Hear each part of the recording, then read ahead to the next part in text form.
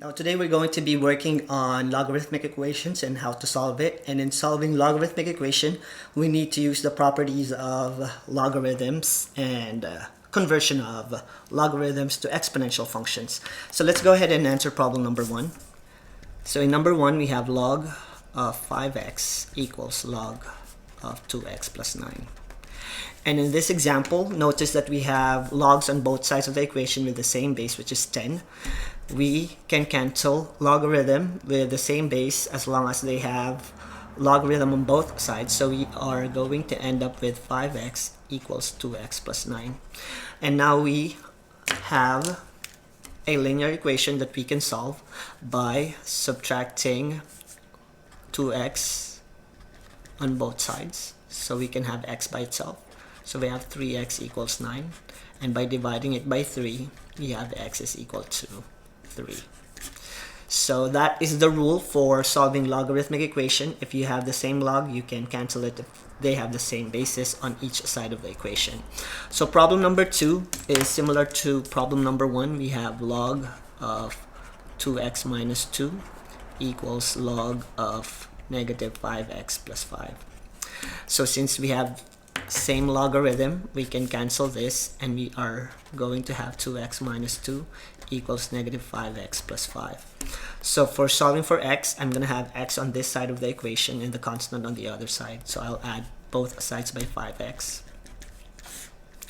So I'll have 7x minus 2 equals positive 5. And add 2 on both sides and I'll end up with 7x equals 7. And by dividing both sides by 7, x is equal to 1.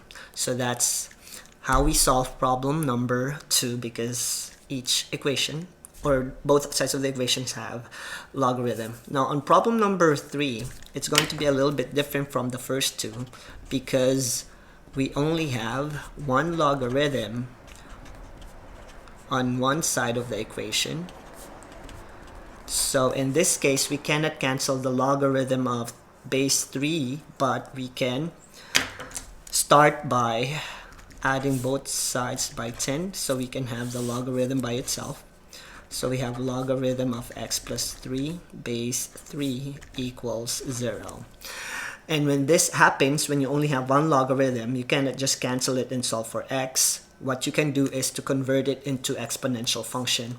And by converting it, we know from the previous lesson that we're just going to raise this to 0 equal to x plus 3. So we'll have 3 raised to 0 equals x plus 3 as our exponential function. And we know that 3 raised to 0 is 1.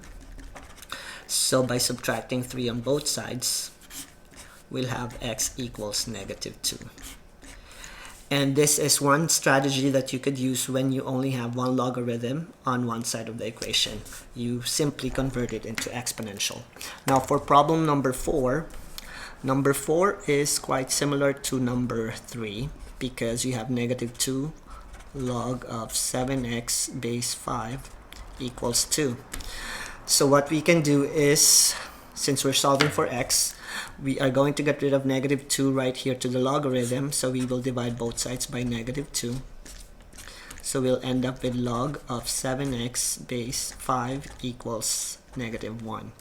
So in this case, we have one logarithm. So the next thing to do is to convert this into exponential. So 5 to the negative 1 is equal to 7x, and by getting rid of the negative exponent, we know that we can change it into 1 over 5 equals 7x.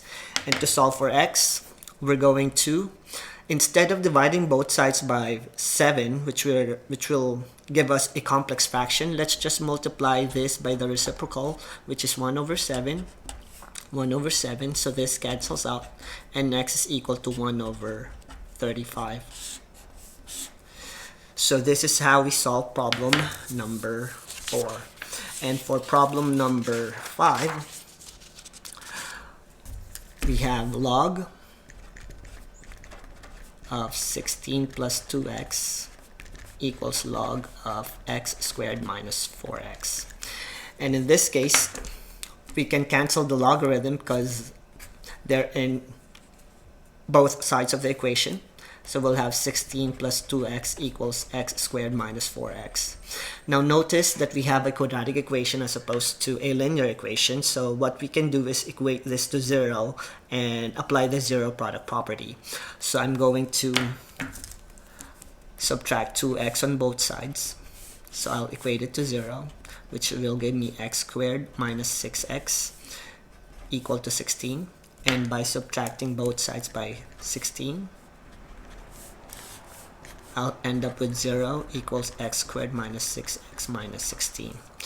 And since this is a factorable quadratic equation, I'll be using ZPP to equate this to the factors of the quadratic equation. So the factors of negative 16 that will give you negative 6 when you add them up will be negative 8 and positive 2. So negative 8 and positive 2 will give you negative 16, and when you add them up will give you negative 6. So by the zero product property, now we have x minus 8 equals 0 and x plus 2 equals 0. So x is equal to positive 8 and x equals negative 2. So these are the solutions of our logarithmic equation for problem number 5. Now for problem number 6, notice that we have a different notation for logarithm. We have ln, x squared plus 12, and ln negative 9x minus 2. Now you need to understand that ln is just a logarithm with a base of e, so they just write it as a natural logarithm of ln. So since it's the same log with the same base, we are going to cancel ln on both sides. So we'll have this equation, and notice that we have another quadratic equation, so we're going to equate this to 0 so we can solve for x. So I'm going to add 9x first, and this will give me x squared plus 9x plus 12, and then I need to get rid of negative 2 by adding 2 on both sides, and I'll end up with x squared plus 9x plus 14. And using the zero product property, I can factor this out because it's a factorable quadratic equation. So the two factors of 14 that gives you 9 when you add them up would be positive 7 and 2, because 7 times 2 is 14 and 7 plus 2 is equal to 9. So we have x plus 7 equals 0 and x plus 2 equals 0. So x is negative 7 and x is negative 2. The solution set of problem number 6. Now for problem number 7, we're going to be applying the properties of logarithm this time, because notice that on number 7, both the logarithm are in one side of the equation. Log of 4x squared to the base 8 equal to 1. Since they have the same base, using the product property, we can combine this into single logarithm by multiplying 2 and 4x squared to the base 8 equals 1. And once again, we cannot cancel the logarithm, but we can change it into exponential function. So we have 2 raised to 4x squared. And by solving for x, we'll have 8 equals 8x squared. So we'll divide both sides by 8, leaving us with 1 equals x squared. And by taking the square root of both sides, we'll end up with plus or minus square root of 1. So the values of x will be 1 and x is equal to negative 1 because the square root of 1 is 1. And notice that we always have two solutions whenever you have a quadratic equation, because the maximum number of solutions for a quadratic equations will be 2. Now for 8, we'll have log of x plus 1 base 6 minus log of x base 6 equals log of 29 base 6. So by applying the quotient property, because we have two logarithms that's being subtracted to each other, so we'll have log of x plus 1 all over x to the base 6. So this is how you will condense it using a single logarithm. And we have log of 29 base 6 on the other side. So notice that we have logarithm on each side with the same base, so we can cancel it out. and we will have x plus 1 over x equals 29. And by cross multiplication, since we have a fraction equal to a fraction, or 29 over 1, we'll have x plus 1 equals 29x. And by solving for x, we're going to subtract x on both sides, and we'll have 1 equals 28x. And since x is still not by itself, we're going to divide both sides by 28. So we'll have x equals 1 over 28.